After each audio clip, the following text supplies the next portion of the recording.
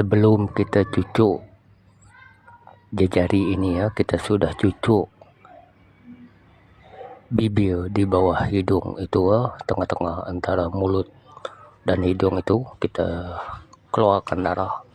Seterusnya kita cucuk juga di bahagian telinga, bahagian tepi, tengah-tengah, kiri dan kanan, kita keluarkan darah juga. Lepas itu baru kita cucuk jari ke-10 jari itu, 5 sebelah kanan, 5 sebelah kiri. Kanan sudah tadi. Sekarang kita sekadar menunjuk, kita lakukan sebelah kiri. Perhatikan yang mana kita tembak pakai pin bekam untuk melukai. Lepas itu kita picit, kita keluarkan sampai tuntas lunas darah itu. Ini sekadar kita menunjuk. Jadi kalau kita mengeluarkan habis menunjukkan di video ini mengambil masa lama. Jadi kita ambil sekadar memperlihat kepada kalian semua. Perhatikan setiap jari itu kita tembak, kita picit, kita lap pakai tisu. Kita petunjuk kepada kalian kenapa kita berbuat begini ya.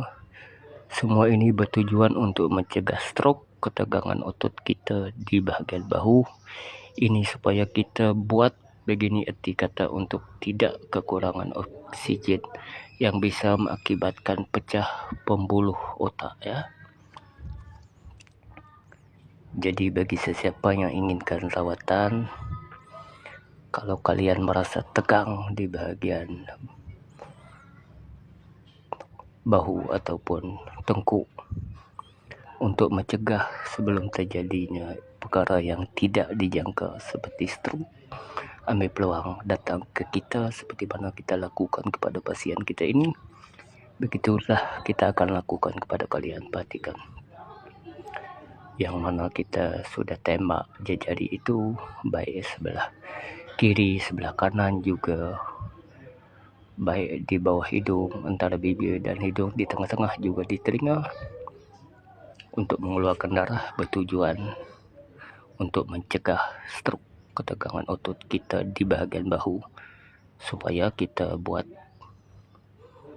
kenapa kita buat, maksudnya erti kata untuk tidak kekurangan oksigen yang bisa mengakibatkan pecah pembuluh darah di otak ya. Jadi ambil peluang, mari sama-sama kita mencegah